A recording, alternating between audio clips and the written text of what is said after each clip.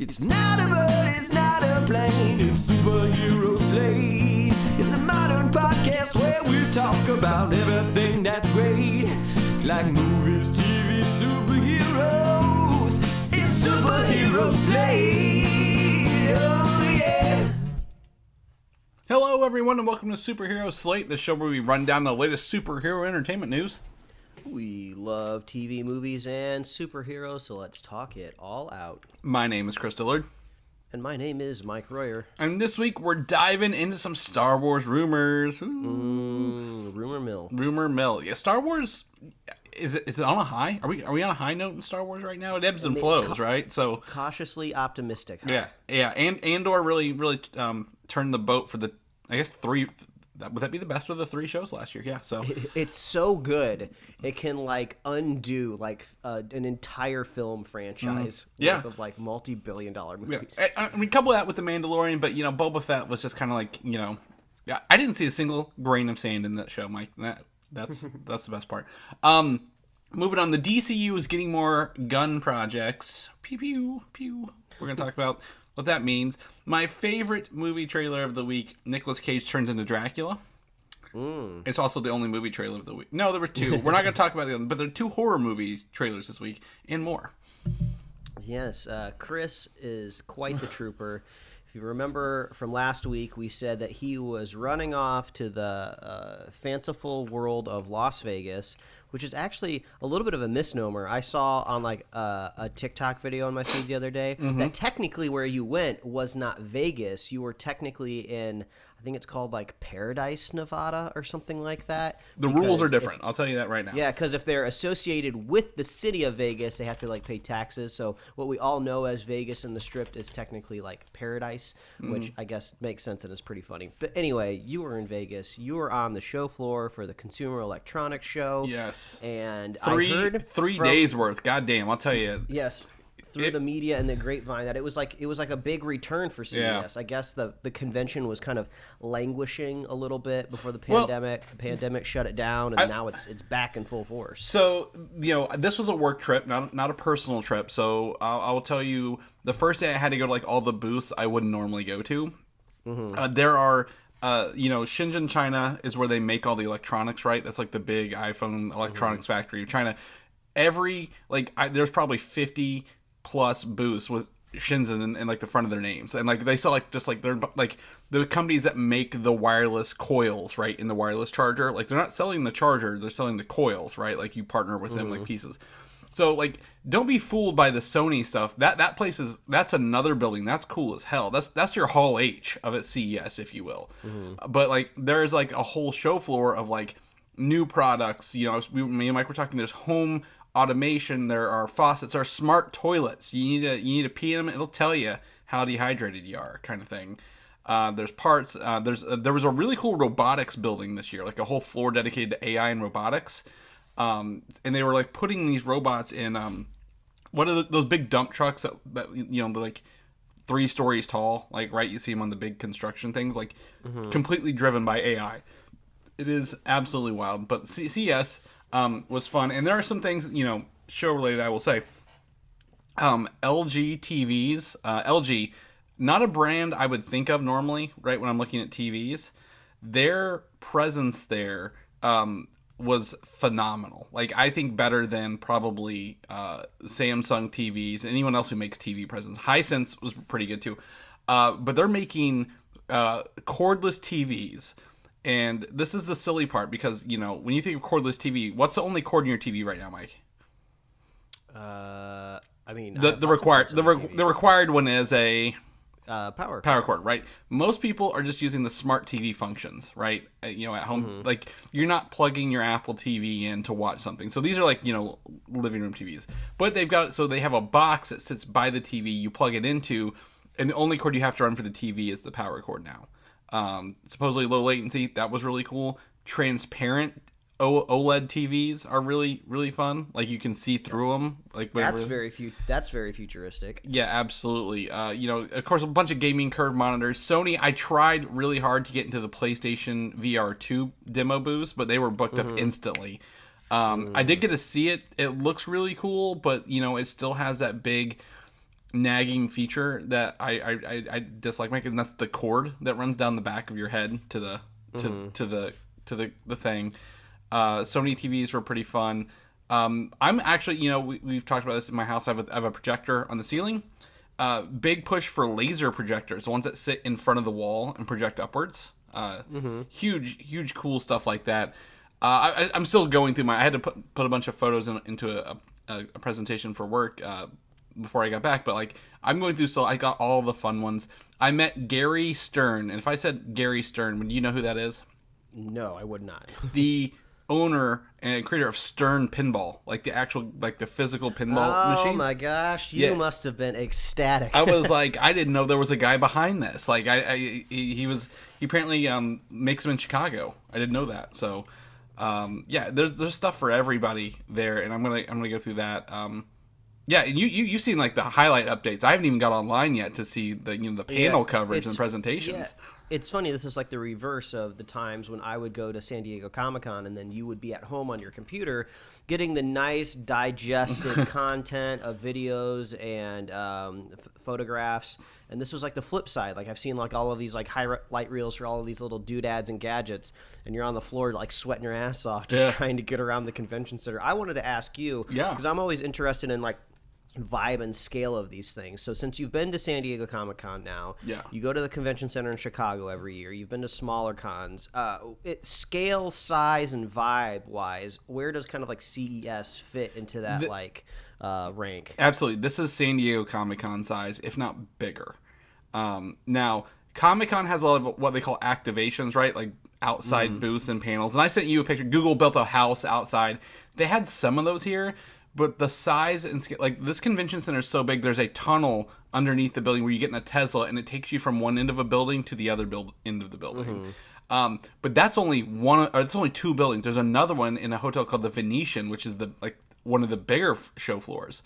So this is like 3 miles of show floor that we covered, and I will tell you, it is just it's way bigger than I think. I think it's bigger than San Diego from my memory. But Comic-Con is a niche audience, right? Electronics, this is worldwide. Like you said the day, this is bigger. This is pre-pandemic numbers of attendees here, and I think it's because of the opening up of travel from international countries, specifically the Asian countries. A lot of people, different cultures, a lot of people watching, not only because I'm in Vegas, but only because of the show.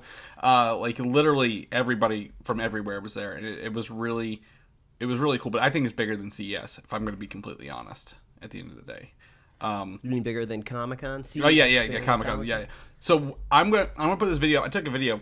LG has these. It was, I think, two, maybe 3 stories tall of curved TVs that was all built together. It was like maybe 100 feet wide, and you walk through the middle of them, but like just curved TVs showing videos all over the place. Did I send you the video of the curved TV? Maybe.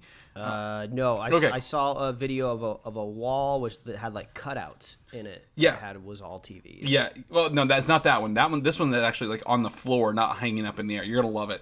But like it's just fantastic. And now I'm kind of looking up here. I got some articles pulled up here.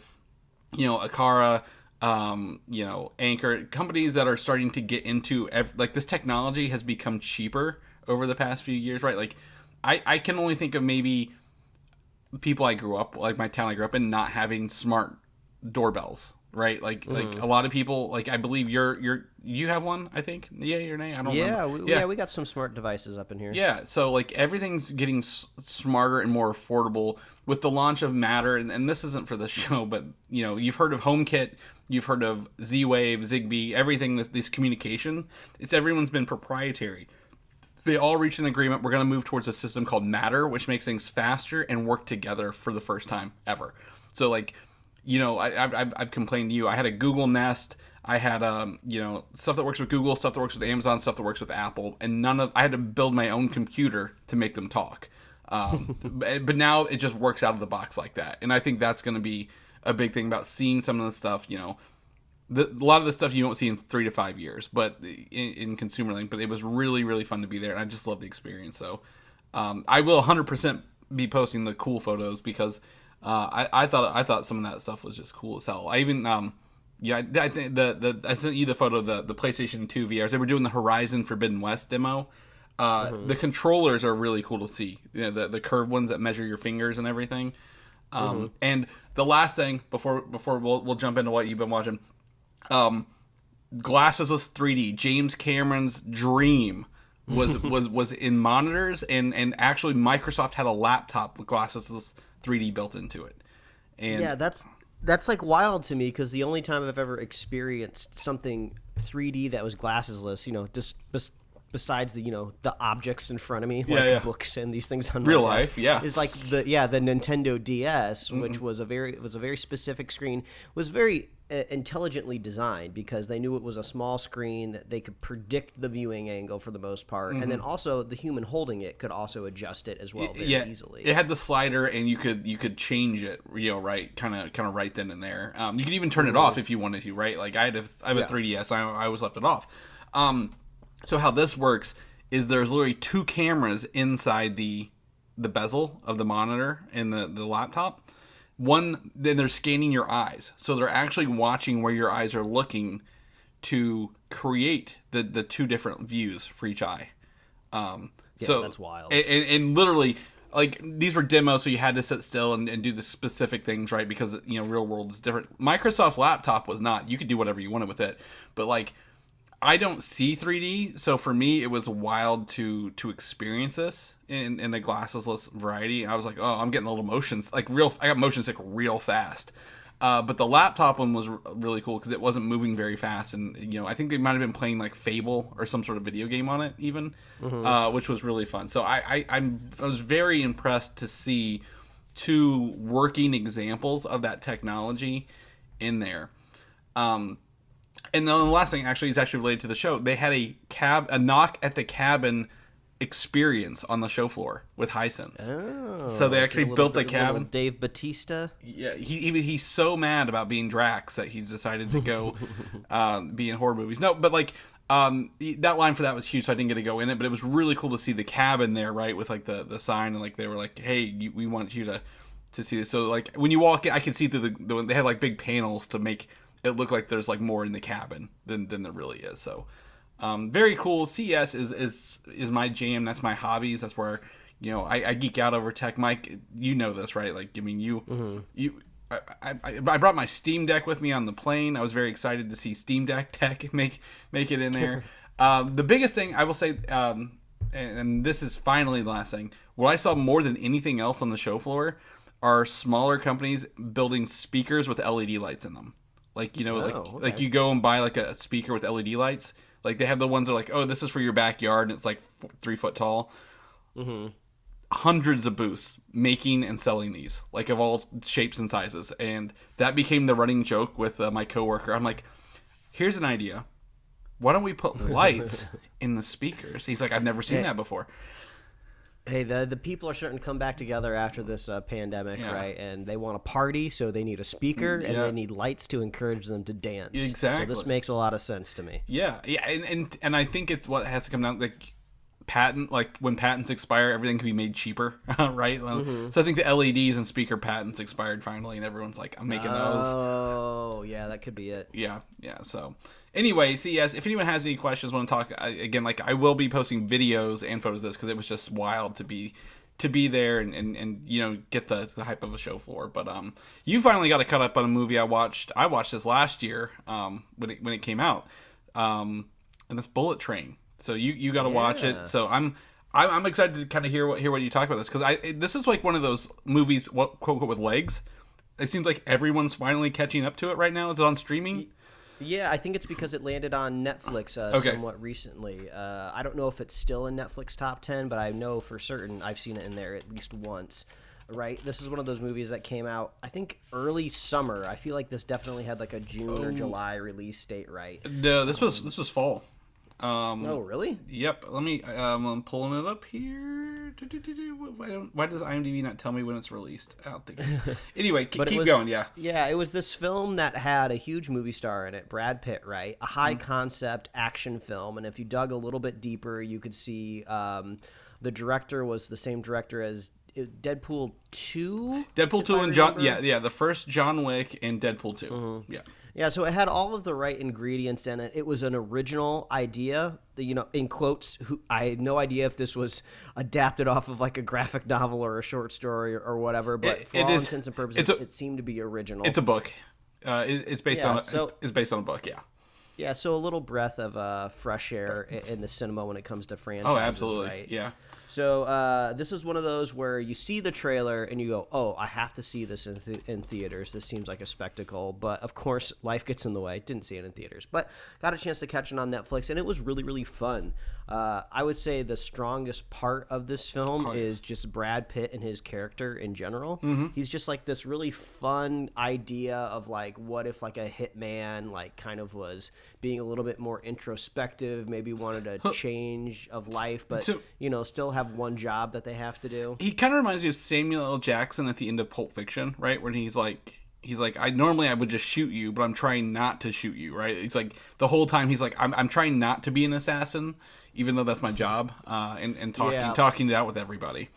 Yeah, and it's just a really fun, unique character. This Guy Ritchie film, right? Guy Ritchie. David Lynch, but it feels like a Guy Ritchie film. Yeah, it definitely does, which is funny because I have another film to talk about with Guy Ritchie involved. Yeah. But yeah, it was just a fun movie. Yeah. It's about 2 hours long. It'll 100% keep your attention. Mm-hmm. I would say the only flaws that it may have is sometimes it's a little too slick. It's a little too into itself, I guess, is just a weird way to describe it. I'm kind of like a stickler. I have like a pet peeve for when filmmakers put text on the screen. Mm-hmm. I'm not talking like necessarily when you change locations or you're showing the time, but like, every time a new character is introduced, bam, freeze frame, like splash screen. Like the man or something like that. It's like I don't need the help. Well, I can see. Yeah, well, I think to me it's the style, right? Like that's literally what Guy Ritchie did. Like in his old like Lock, Stock, and Snatch. Like that's what he would do with those. Like highlight. To me, I would say my number one. I love Bad Bunny in this. As the assassin. Yeah. So like whenever we were talking about him being El Muerto, and I'm like, I can see this. Like he is. He's got that intensity in his face, but like you're not taking him seriously. Like he's a fun intensity. He does have quite a presence, and I would say I was having such a good time that by the time you get to the third act, kind of like spectacle, the CG completely falls apart, and it kind of goes back in time a decade.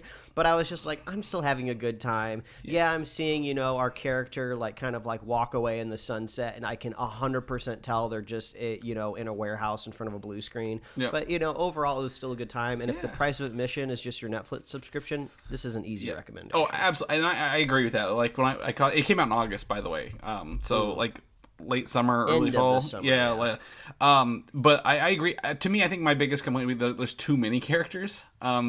Like I'm looking at the poster here, it looks like there's 3, 4, 5, 6, 7, 8, 9, 10 main character like in this. I'm like, that's a lot of people to like keep track of in this sometimes. And I was like, so like by the end, like you're meeting more and more, and like, okay, are we done introducing characters at the end of the movie? But I shouldn't forget Aaron Taylor Johnson. Yep, as you may know as Quicksilver from Age of Ultron. Yeah, Kraven the Hunter. Kraven the Hunter, yeah. And Kick-Ass.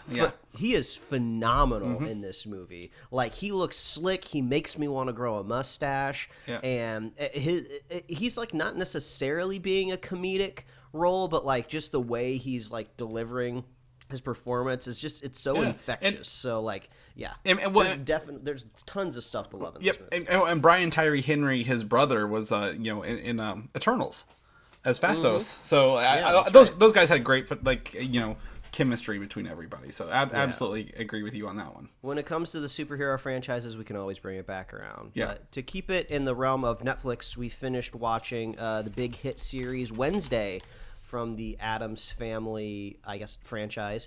And this was a fun watch. It was a quick binge for us, just on the couch over New Year's weekend. This squarely falls into the realm of like Riverdale style fandom. It very much leans into the teenage drama. So if that's your thing, if that's something that you can get into, which me and my wife often do, this is an easy recommendation. The best part of this show, though, is your protagonist, Wednesday Addams. She's just like she's just so checked out. She's so she's just so maligned to everything in life that like the way she reacts to situations is just so fun, right? Because if you take kind of like your normal protagonist and you put them in certain situations, it can kind of be predictable how they'll react, and it's more of a question of just like, oh, I wonder how they'll get out of this one. I know how they'll feel, but how will they weasel their way out of it? With Wednesday Addams, you'll, for example, kidnap her, and she's not scared at all. She'll actually criticize you for not doing a very good job kidnapping her, and then she'll say you're giving kidnappers a bad name. And then she'll also just enjoy the torture in a way, too. So it's fun. It's almost like she has like a superpower in a way of like there's no way that you can like really scare her or knock her off her game. And then it's weird. This whole show is like written and directed. Well, I don't know written, but it's definitely directed and created by Tim Burton.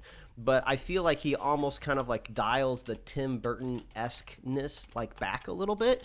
So really you get a lot of his flavor and touch when it kind of just comes to the world in general.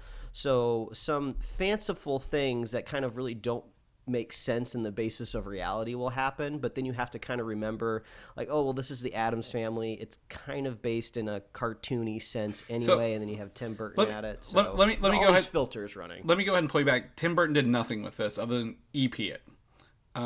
This is by the guys who did Smallville. I thought you were going to bring that up. Go and Miller were the guys who created and like wrote this show, and they did all the Smallville stuff. Well, is it just Tim Burton doing his normal, just EP taking credit for something he didn't really do? Yep. He brought the was it the Addams Family back into like the zeitgeist. Did he do the movies right? From like the 80s or 90s? No, he didn't do those. Oh. I mean, well, so this is a little bit of a different. So when you look at like executive producer from like a film perspective, you can kind of assume that maybe they were just there in name only, but EP on a series can be a little different. He could have been more involved, there's like 20 EPs. I mean, to me, again, I know his name was like Tim Burton Productions Company or whatever, but like, Go and Miller were the big dudes in this, like the Smallville. So when you mentioned teen drama, I thought that's what you were going to get to because I know you watched a lot of Smallville. I'll correct myself, and that makes sense. Maybe why it doesn't have a lot of those Tim Burtonisms. Oh yeah, I'm looking at the poster right now. It says "From the Imagination of Tim Burton." Man, he's just been laundering his name for his entire career, hasn't he? But anyway, it's a fun show. The murder mystery kind of that weaves its way through the season can be a little predictable at times, but overall it's fun. But if you are a person sitting there right now listening, and then you're just kind of like not into teenage like dramas, you don't really get whipped up in a lot of that type of thing, I could see this show not working for you. But I had fun, and it was just renewed for a second season, unsurprisingly. I mean, this thing has been in like the top 3 for Netflix for like weeks straight. Everyone's talking about it, raving about it. Probably cheaper to make than the Sandman, so that's why it got a little quicker. Yeah, it's basically just one set, and I wouldn't be surprised if a lot of the set is just, they do the wide establishing shot, and it's just a 3D landscape bolted on the back of like an old Gothic church or whatever, right?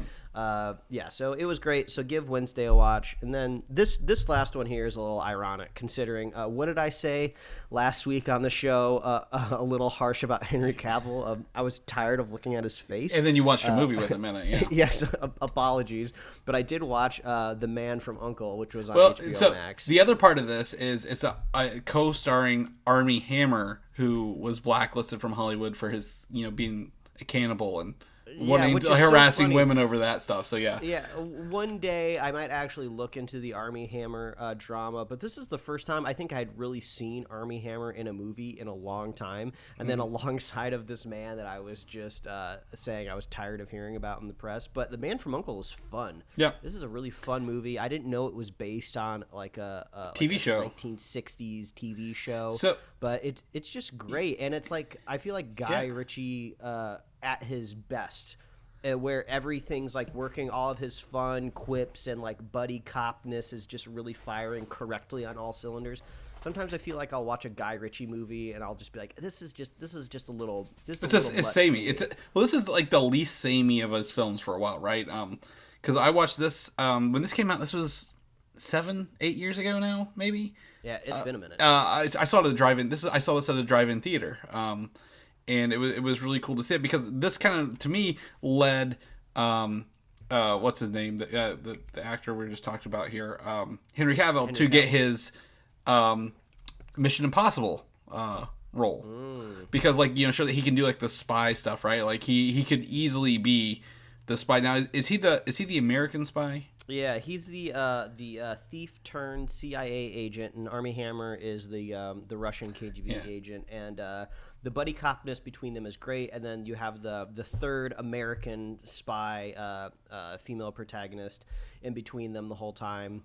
And it's just great. It's a fun time. I love the 1960s aesthetic, right? Yeah. It's so much easier to make like action thriller spy stuff when you can downgrade the technology because it's just more physical, more manual. If you want to stop a tracer, you throw it in a cup of coffee or you stomp on it. Whereas like now, the drone's following you around, right? Unless you have a rocket launcher, right? Yeah. you're not losing that tail. So yeah, it was a fun movie, easy to recommend, and it's sad because at the very end they set it up for like a sequel franchise, and it just never comes. I don't know if that's because of Armie Hammer or if it was like poor box office returns, but this was fun. Man from U.N.C.L.E. was great. Go give it a watch. Yeah, I think it didn't do very well. I think at the box office, I think it was like just pulling up here, worldwide total of 110 million on a budget of 75. So it didn't really make a lot, but I agree it was a good time, right? Like it's nothing I regret watching. I don't remember a lot of it, after 7 years, but it was very like to me spy versus spy kind of thing, right? Like they were always trying to get at each other the whole time. Mm-hmm. So yeah, I don't think the title helped. Yeah. I understand that it's a pre-existing franchise, right? But the people out there in the world that know the reference is not going to be the lion's share of your box office, right? So I feel like it almost would have been better even to like Zuckerberg it a little bit and maybe just call it Uncle. And maybe remove the periods from the acronym. Maybe that would be a little like spicier and digestible. They don't even call it Uncle until the end, right? Don't they create the organization? Exactly. Yeah, and I don't even know what it stands for. I don't know, I don't understand what the acronym. I'm sure you can break it down to fun spy words, right? But I don't know what it means. It was just it was like the last thing said before. United Network Command for Law and Enforcement. So someone literally took Uncle and then backfilled it.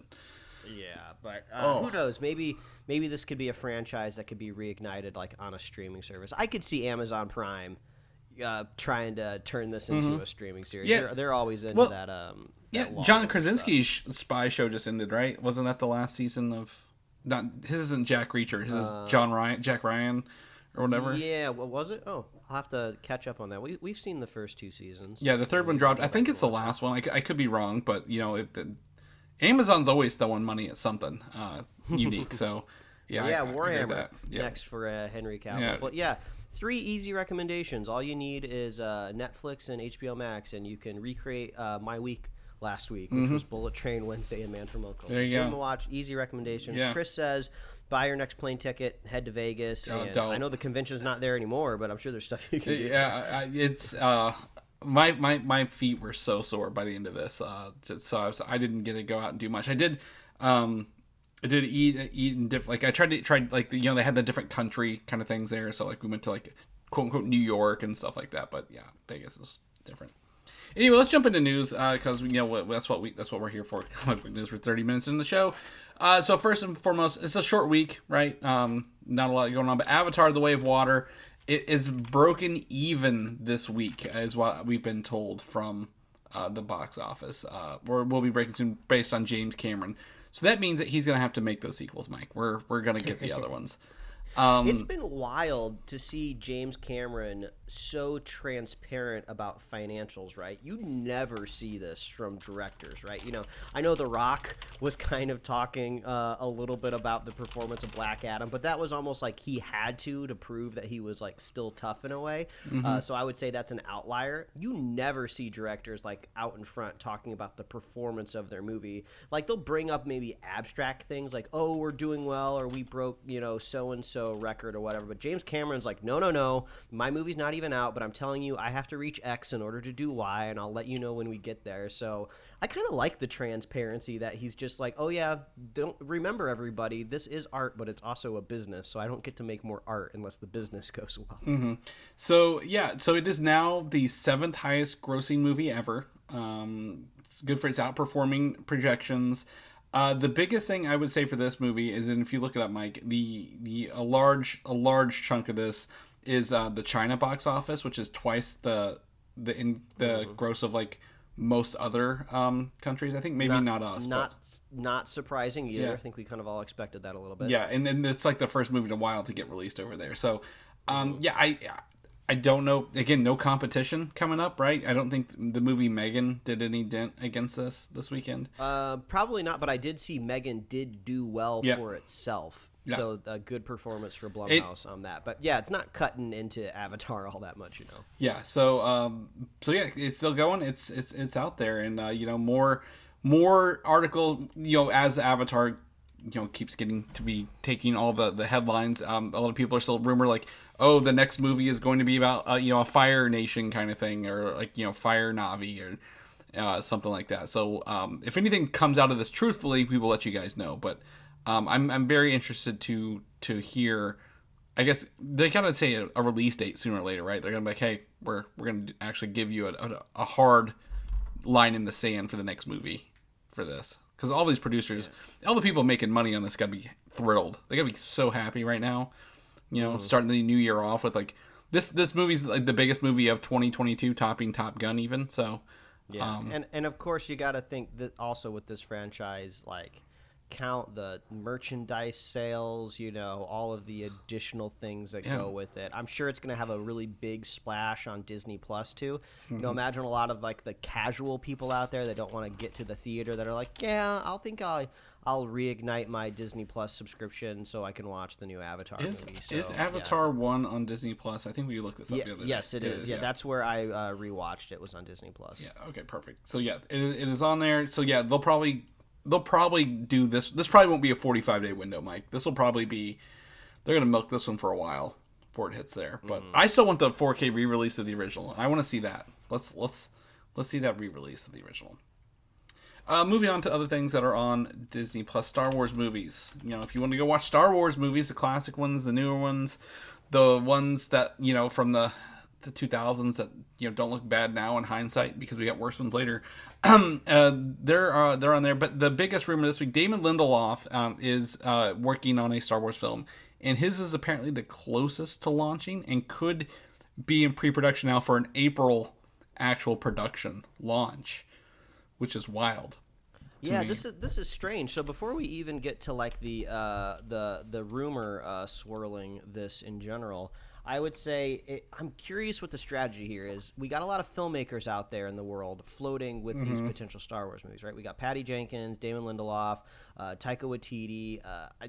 As Kevin Feige's movie still kind of in the works, possibly. No one has been taken off the list, and honestly, we thought Patty Jenkins was, but that movie was put back on there with her most recent announcement, even. Right? Yeah. So, and then we got Rian Johnson as well. His trilogy. Yep.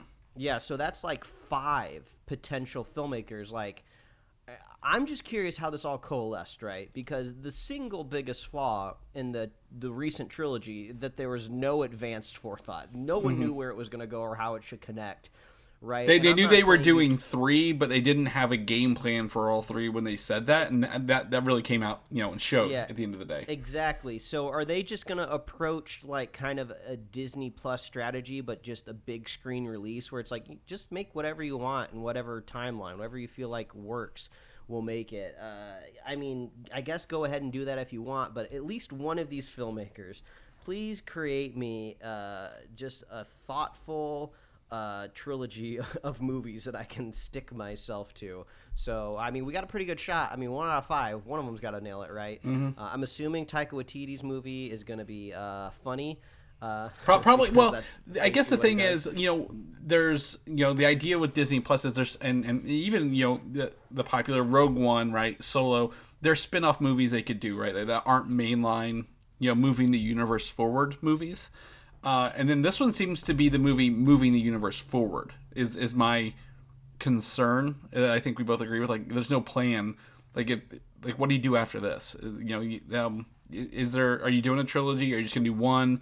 Wait, another wait, because maybe time is the benefit for these movies. If I was one of these filmmakers, I feel like I would want to stand out, and I would go so far back in time in Star Wars, like, and I'm not even super familiar with Knights of the Old Republic, but like go so far back, I want to see like the very first lightsaber invented. Right, I think that would be fun. Like, who is the Jedi that kind of made the realization that to harness this into like a hilt? Well, see, and that would be kind of where I would imagine if I was going to put you like the Kevin Feige trilogy would be, or Ryan, or not trilogy movie, or Rian Johnson's trilogy, right? Like maybe his trilogy is the tales of the original Jedi versus Sith, how it started, how it was created, why are they fighting, the light and the dark side, What happened there? Because I think if you try to do that in one movie, it might be a little fast. But like you said, you want to see the starts, right? The origins of everything, and none of that really affects the later movies. It like you don't have to end the movie with Anakin Skywalker being born from the Force, right? You're thousands, millions of years ago. But moving forward, the big rumor here, and this is what we were kind of talking about, is that this is going to be kind of focused on possibly a Finn, not focus movie, but he will be a main character in this. So taking, Rey, Finn, Poe, and moving forward. Now, we know the actor who played Finn, John Boyega, kind of wasn't happy with what they did with his character, right? And I would agree. Like, they really kind of teased him being like a force sensitive kind of like stormtrooper. He was rightfully salty after that trilogy concluded, and he was not quiet about it either. You can go out there and see interviews and his kind of general opinion of how he felt like his character was treated in Star Wars. I think he was maybe even like either retweeting or liking like fans like theories of what the character like should have done, or maybe one of those things where you're sharing like fan art of what the character should have been doing. So he left on a salty note. So maybe this is a possible way of just like, redemption, right? He's had a cool off period, let's bring the character back and give it kind of what it deserved, because Finn was a great character with a lot of nuance, right? I mean, really the most interesting backstory of becoming a stormtrooper and then, abandoning ship. Well, they didn't even touch on his actual, like, he was kidnapped and that's all we knew, right? Like, what else was there? Like, there's a lot to unpack there as well. How does that affect you as a person? But just not enough time spent in that trilogy and even concluding his story as well. But yeah, the more like we all know how I feel about the trilogy, but I feel like I have a new thing I don't like about the trilogy now, because when I was creating our image for this week's episode of the podcast, I had to go back and do some new trilogy research. Right, what do I want in this thumbnail? I'll get some pictures of John Boyega, throw some Rise of Skywalker stuff in here maybe, and then I came back to the Star Killer base, right? The Star Killer base that is the biggest Death Star that's ever existed. I saw a comparison photo, right, that puts like the Death Star 1 and the Death Star 2 next to the Star Killer base, and it's like literally like planet compared to moon, right? Because so here's a fun fact. If for anyone who doesn't know or wants to know the history of Star Killer base, play The Last Jedi. I'm going to tell you that right now. I know you haven't finished it, Mike, but you will learn so much about Star Killer Base in The Last Jedi. Or not Last Jedi, The Fallen Order. Or what's that, Fallen Order? There's so many Star Wars properties. Who can keep track of all? What is the Star Wars game that is based on the Souls stuff? So yes, Fallen Order. With the redheaded kid. Yeah, with the Joker from Gotham. Yes. So that video game tells you about Star Killer Base, which is a planet.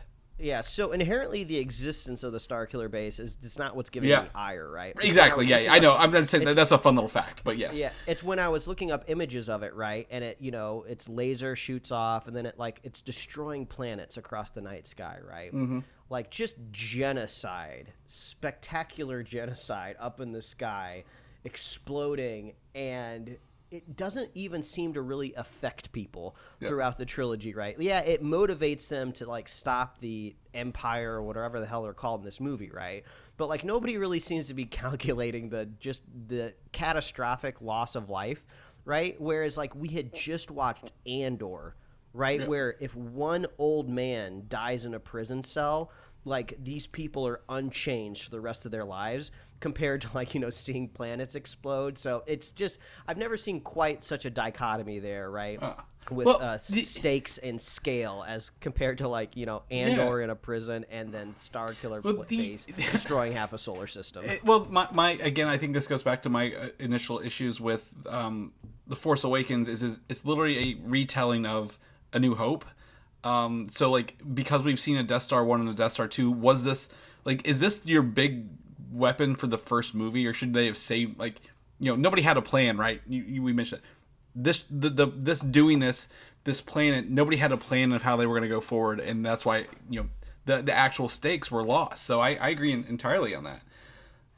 But if we move this forward, I don't want another Empire or First Order Empire Light, right? I think that's the problem. Is it all feels samey, like it's cyclical. Everything's doing the same thing over and over again. So like, if we were going forward in Star Wars after all this stuff, maybe focusing on the First Order, they're gone. What does that even look like?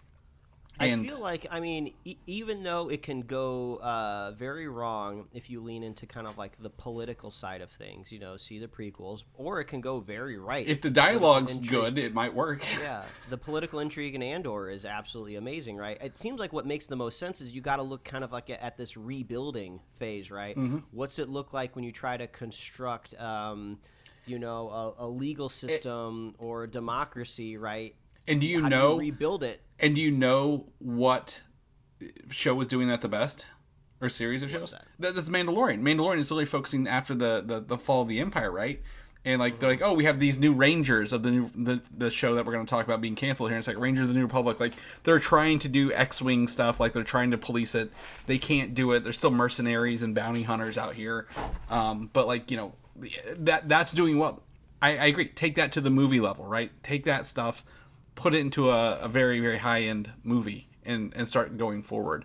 Well, Finn was one of the characters explicitly affected by kind of like this gray area of war in that second film. What was Rian Johnson's movies called? The Last Jedi. The Last Jedi. The Last Jedi, right? He was the one exposed to the fact that like there's this gray area of just like arms dealers that don't care who they sell to. It doesn't matter. They're just there. They went to he went to Vegas for part of that movie. Yes, exactly. It looked identical. Yeah, so maybe that's John Boyega's thing to do. Like, he knows that there's still like scummy people out there in the world, whether or not the grand evil has been defeated. And that's kind of again, not to liken again, but that's what Boba Fett was. There's a power vacuum, right, in the universe after the galaxy and the First Order. Like, I don't think it'll be some big corporate thing, but like, we need to find out what that power vacuum is and who's out there doing what. You could probably have Rey show up, as a Force wheeler, maybe even I don't know if Ahsoka's out there in that age range yet or not, but like we love lightsabers, but if we've learned anything lately, it doesn't all need to be lightsabers. Right, like it can actually be story focused in Star Wars land and be pretty good. At the end of the day. Story in Star Wars? Yeah, Chris? I know. Heretic. I know. Well, moving on. Let's talk about the other part of this. There is another Star Wars rumor going around that Dave Filoni and Jon Favreau are working on a new unannounced series out there. Now we know Rangers of the New Republic was taken off the release slate pretty quickly after it was announced due to the firing, or I guess leaving of Gina Carano, who's going to lead that. So they are supposedly working on this new one, and it is the code, and it goes under the code name Ghost Track 17. However, I don't know what the hell that means. No one does. So I was trying to figure that out. But like, my theory is that this show is the one that these are all coming together. Right? They mentioned that at all these Star Wars Celebration events, right? The Mandalorian, Boba Fett, Ahsoka. What's the other ones? Whatever shows they're working on, they're all a skeleton crew. They're all supposed to be coming together and like merging into like a big event kind of thing. I think this show might be the big event show that they're working on finally. Yeah, this is probably the one that has Paul Sun Young Lee in it, the guy from Kim's Convenience, and he's also going to be the Uncle Iroh in the Avatar live action. Avatar: The Last Airbender. People, don't get your hopes up. Yes, don't get it twisted. Legalese, copyrights, trademarks, whatever disclaimers you need to put out there in the world. Yeah. But yeah, so they're working on a show, but like they have a gap open, right? Some budget free, so. Maybe it'll be like a planet-wide thing, right? Mm-hmm. Scale it back from multiple planets and ecosystems. It seems like Mandalore. It's Mandalore. My guess is it's all for the future of Mandalore will be decided by all these people.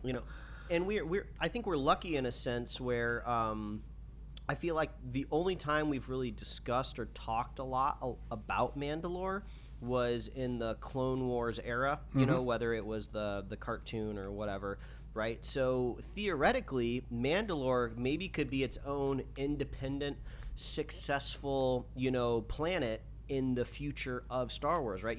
Theoretically, we could have Finn, or a future Star Wars property, or maybe, I guess, I hesitate to say current because like that doesn't really make any sense in a far, far away galaxy, right? But Mandalore could still persevere and be out there in the future and unaffected by everything else. So, I'm looking forward to see what happens on this planet. Yeah, because Mandalore, there's currently, like, it was glassed at the end of the Clone Wars, like, completely destroyed. So, like, what's that look like after the Mandalorian show wraps up or gets, it can't be all about the Mandalorian Darksaber forever. So, hopefully that does that. That reminds me, the Bad Batch Season 2 is out. I was going to watch that if we recorded later, but I did not. So, I'll come back to that next week. I woke up and I'm like, I can't watch this and record at the same time. But yeah, so Star Wars seems to be moving forward. Again, no official announcements. Is Star Wars Celebration every year? Someone's probably telling me through the show, like, yes, it is, Chris. You're an idiot. And it's every year. Let me see. Yep, 2023, Mike. It's in Europe. It's in Europe this year, so we can't go, but maybe next year. So we'll probably get some more stuff with that when it comes out. I'm trying to figure out the dates. Oh, April 7th, Mike. We are 3 months away from this. We're not too bad. We'll get some Star Wars information. Probably the announcement of this production kicking off at the same time. So for the movie. But yeah, anyway, moving on. Guardians of the Galaxy. Dave Bautista, we've talked about this forever. He just doesn't, after coming to, I think, a bigger success in movies with the first Guardians of the Galaxy, he's always been, like, very negative about the experience. And he's, like, finally out there again because he's got the knock at the cabin. He just came off the holiday special, which was a whole show about him, but he is apparently done playing Drax after Volume 3. It could be because he's in makeup all the time. He says the character's silly. He wants to be taken as a serious actor. With comparisons to The Rock lately, probably, wouldn't feel good if I was him. But well, I mean, I feel like most of the ire that maybe people remember or extrapolate from is when James Gunn was going through his very temporary cancellation phase over at Marvel, and Dave Bautista was an avid, staunch Gunn supporter and was saying, "Oh, I'm not going to be in these movies if he is not in charge." So that's probably maybe where a little of it started. I haven't really seen much of it on my end. But, I think just with any actor, you're not going to stay with a franchise, forever. And he's out there getting lots of different types of work, which I think is really, really cool. He'll play any type of character and any type of franchise. He's just down to have a good time and just play really interesting characters. But I think I'm just hard not to read the writing on the wall, right? That is Drax dying. You wouldn't go out and say, I'm not playing him anymore if you weren't going to be like... Yeah, and it's like we know canonically with his character, he has, like, no family. Like, he has no wife, no kids, even, like, the off-joke of his cousin dying in the holiday special, right? Yeah, so, like, and that would probably be if I was to write a character off and give them a good send-off, right?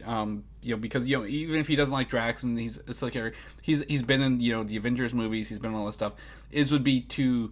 If he dies, you get to see him end up with his wife and child in whatever afterlife they're going to show us in this movie, right? At the end of the day, like he gets to go off and be with him after everything for doing good in the world. Because when you meet him, he's just a big ball of anger. So I think that'd be a good way to do that. Yeah, it could be something like that. But yeah, just like thematically, right, just makes the most sense. Now, it could be like a bait and switch, right? Maybe Gunn is like leaving red herrings through the entire movie and is almost making it obvious that Drax isn't going to make it out. And then at the very end, when you think he's going to die, he survives, but then comes to like a realization of, I'm going to retire, I'm going to settle down. It was nice hanging out with you guys for a little while and saving the galaxy. So that could be a possibility. But yeah, after seeing that Gunn is okay with killing off characters, right, with Yondu, it would be hard pressed to not see an impactful death in this one. So signs keep pointing to Drax, unfortunately. So mentally prepare yourselves just in case. Because I was looking. I'm looking at his interview here, and it was his Glass Onion interview. That's what it was. I was like, what was he in? He's been in a bunch of movies lately. He just he doesn't want to be compared to The Rock, but The Rock. We don't have it in here, but this Black Adam thing is getting crazy. Did you see where like now The Rock's like, he's like, I'm the one who I'm the only person at the company who is okay with failing. And after he like talked a big game of like, no, we're successful the whole time. I'm like, I don't know what you're doing over there, man.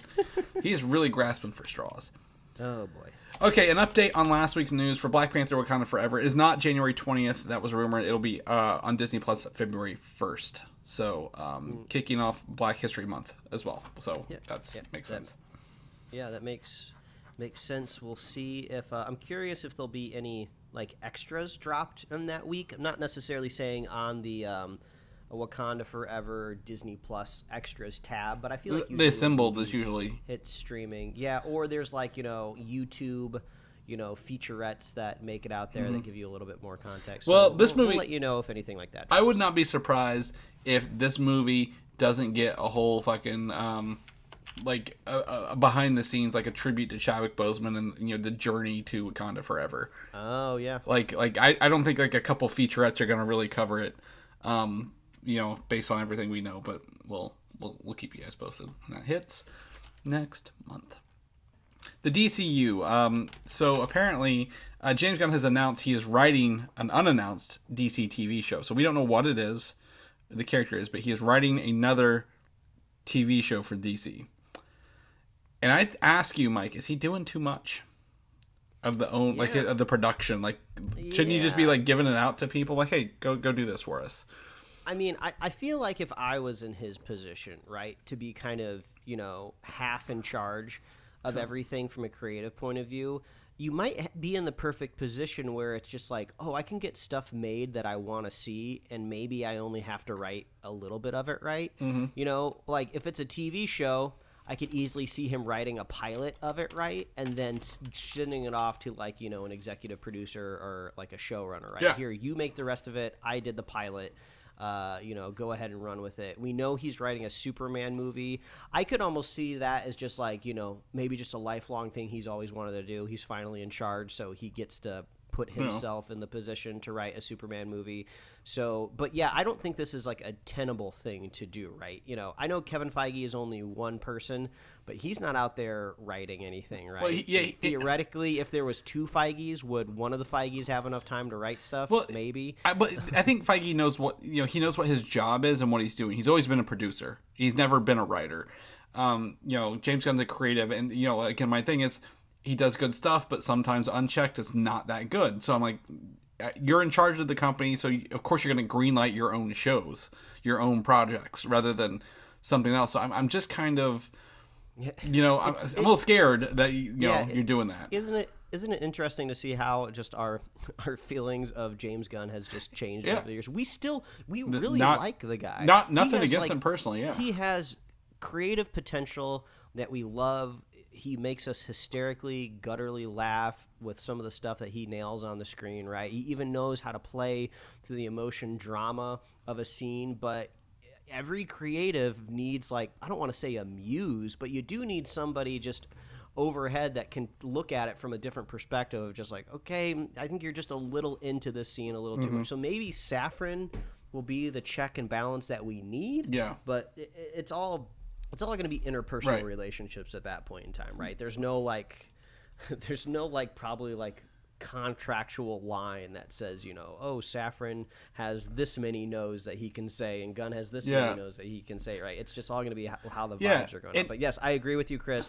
Unchecked Gunn, very similarly to unchecked Waititi, goes a little too far into the silliness for me. So if somebody over there at any of these studios can dial back some of the silliness and reconnect these creators to more of their humble roots, I would appreciate that. And on top of that, we know he's already working on Peacemaker Season 2 as well, right? So, like, 2 shows and a movie while also overseeing the next 10 years of the DCU is, again... I just don't think. I think he should, like, that's we always talk about big companies buying things up and, like, or people taking jobs. He's like, just give the show to somebody else. Write the draft, work with them, and let them work on it while you go oversee the quality of everything else. Because it's crazy. But again, nothing bad against him. We talked about Peacemaker's a fun show, not a perfect show because there's some unchecked moments in there, but, like, still a good show, right? At the end of the day, we like the Suicide Squad, everything he does is not bad, but, like, red flags here and there. We've seen this with other things. So the other part of this is he mentioned that there will be a partial DCU slate reveal later this month. So we will finally get to know some of the first projects announced, right? Because they got to get those in production. We have 3 DC projects left this year: Shazam, Fury of the Gods, The Flash, and Aquaman. So after that, we don't know what's next. For the DC Connected Universe, will this reset it? Will this be, are these movies going to redo that? I don't know. I'm excited to see this. We only have roughly 3, media weeks left in this month, so we'll be hearing about it soon. Quite possibly, maybe even next week. But he might just get on Twitter and reveal it. You never know with this guy right now. Could be. For that. But one of the movies on this year is The Flash. We've talked about this. We've talked in depth. So many different writers, so many release dates. Ezra Miller in trouble the whole time. However, we're gonna flip that script and say Ezra Miller might have a future as Barry Allen still. Reports were earlier this week that the people in charge, executives, producers, whoever, are okay with him continuing because he checked himself into rehab after the 8th time he got in trouble, however many times he got in trouble, and hasn't caused any more trouble since then.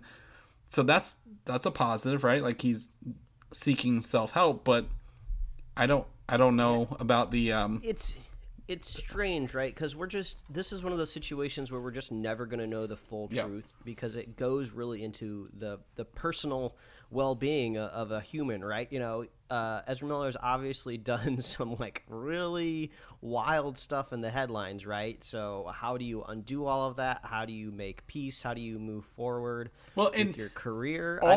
I suppose this is a start. We haven't really talked about any crazy headlines from Ezra Miller since, I want to say, summer last year. So I don't know, is like 6 months enough of a trend that where you can project the future? I don't know.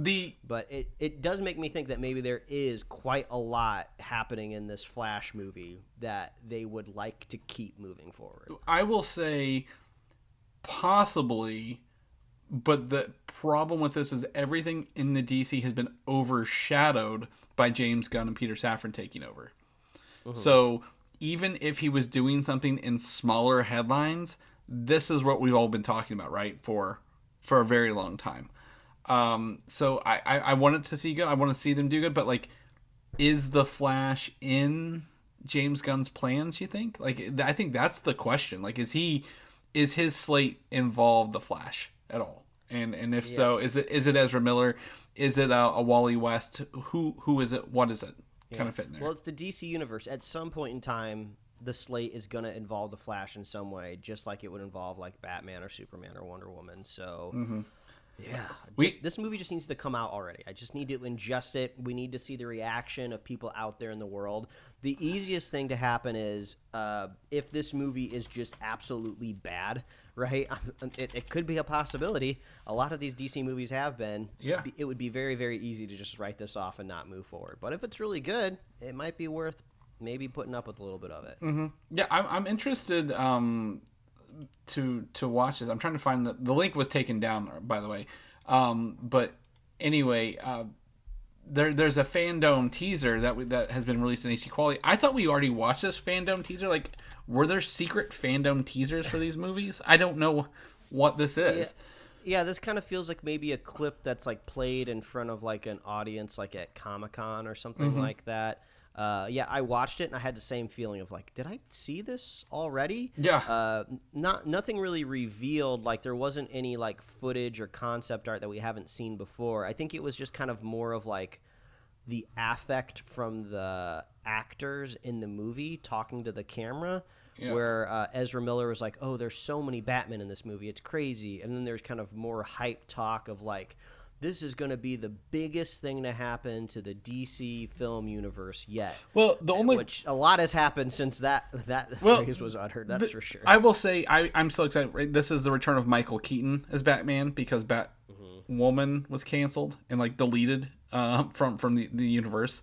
We have 2 Flashes and a Supergirl. Right, that they're going to take. We know Michael. They even say this way. Michael Shannon is in this, returning as Zod, the father of Supergirl. So like, there's going to be a lot of crazy stuff in here, and I'm very excited that Warner Brothers has decided to return to the Super Bowl next month and give us a trailer for it, like the first good trailer. I'm excited to see that. I want to hear that Danny Elfman score.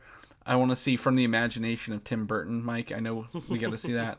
All that stuff from Michael Keaton's era. I'm really excited to see that back on screen, and hopefully it's not relegated to a post-credit scene where he's like, it has to do something with that Flash. I just know it. No, but So we had that video here in there, and if you have any thoughts on the Flash, let us know. On the flip side, there's one more Flash. The series is still going, Mike. There's one more season left. We are in season 9, the final season, and it will see the return of Stephen Amell as the Green Arrow for this. And Amell was like, how? It doesn't matter. Why? It doesn't matter. It's just a good time. He really... Has he been in anything other than that wrestling show since... I don't know. I haven't really been keeping up with ML, but yeah, the Flash or a lot of these CW shows, once they get kind of like to the 4th or 5th season, it's very much whose line it is anyway, where everything's made up and the points don't matter anymore. Especially in the universe that they created over at the CW, where there's universe, world jumping, time travel, loosey-goosey, very easy to slip in and out of those things. I have not watched The Flash in a while, but this definitely seems like something where I still won't watch it, but I will definitely go find a recap video on YouTube so I can feel like I watched them all. Yeah, so this is a shortened season. It's not a full season. I believe they're trying to bring back like all like the actors, like the greatest hit actors, like through this. Obviously, the fun fact is obviously Barry Allen, played by Grant Gustin, debuted in season 2 of The Arrow. So this is the fact that Mel's coming back as a character. I think he was in Crisis on Infinite Earths or whatever Crisis crossover they did, and then he was gone. So it's fun to kind of see some of these characters come back into this. So like I said, I might do a recap of this final season, but probably not the whole show because it's just someone running faster than him in a different color suit.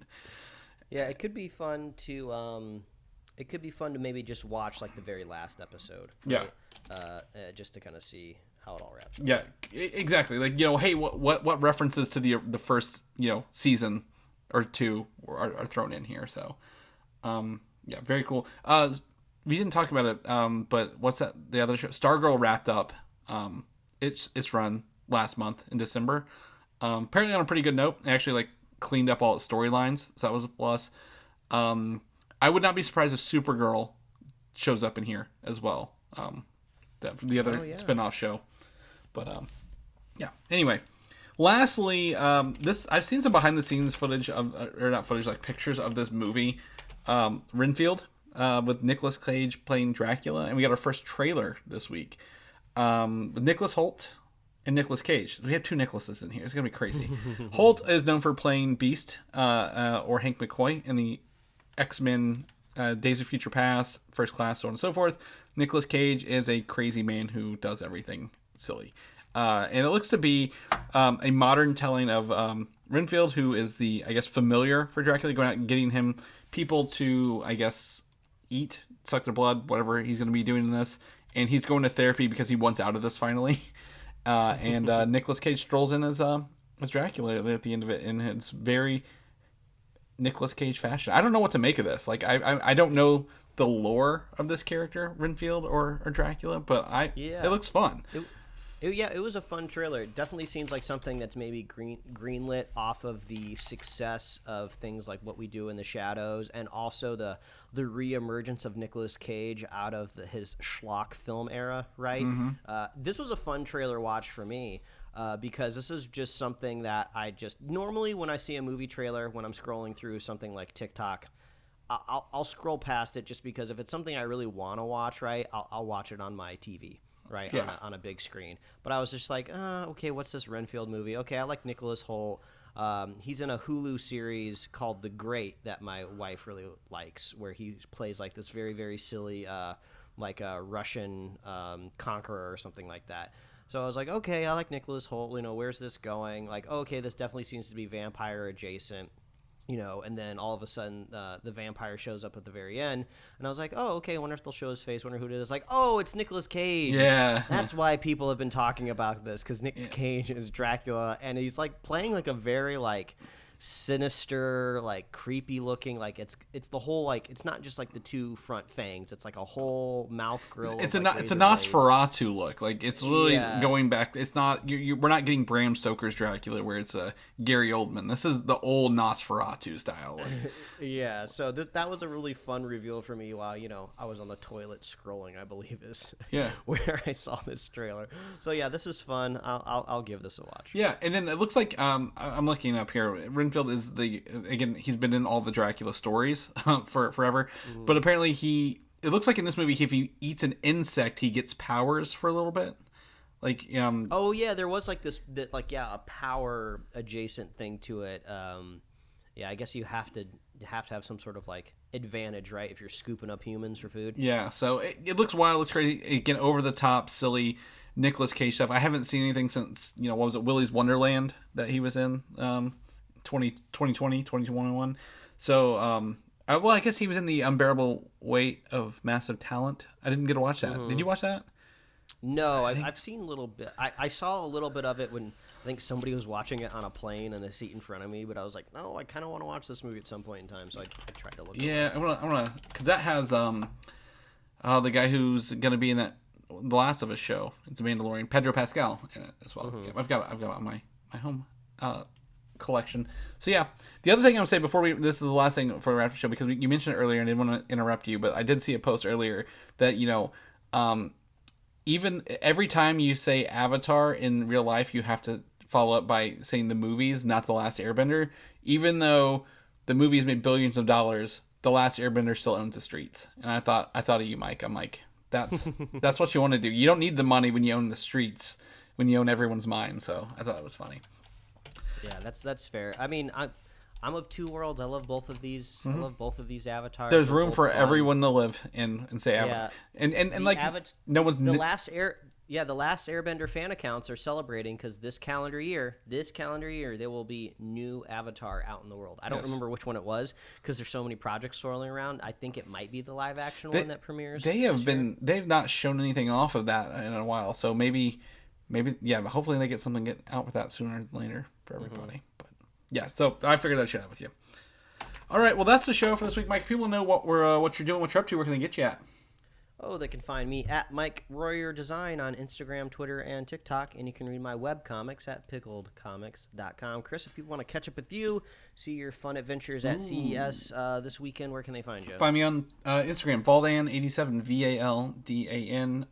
As well, I had to put some stuff on Twitter. I saw you like my post, but like that's the only way to get free swag on the floor. They wanted to do these social media activations. I'm like, fine, you can have my Twitter account because Twitter's going down the drain anyway, so anything I post in here doesn't really matter. But most people know about the show, where they can go listen to our Avatar review because it didn't post online on YouTube, but we have it everywhere else. Where can they get all those good episode goodies? Yeah, you can find everything that we do at superheroslate.com. That's the best place to find all the avenues we host our show and to get our awesome show notes. So if you want to see that kind of leaked DC fandom video, we got that in the notes. We got the first trailer for Renfield there in the show notes and our awesome upcoming release calendar. You can find us on Apple Podcasts, YouTube, Spotify, wherever else you love to listen to fine podcasts. Like us on Facebook, follow us on Twitter and Instagram, and you can get merch at superheroslate.com. store. We love hearing from you. Reach out, let us know what you're watching this year, what you're listening to, and if you want to be a super fan of the show, all you got to do is share the show with a friend, share the show with a buddy, and we will be here every week, folks. That's right. We will see you guys next week. Bye. Thanks for listening, and don't forget to subscribe.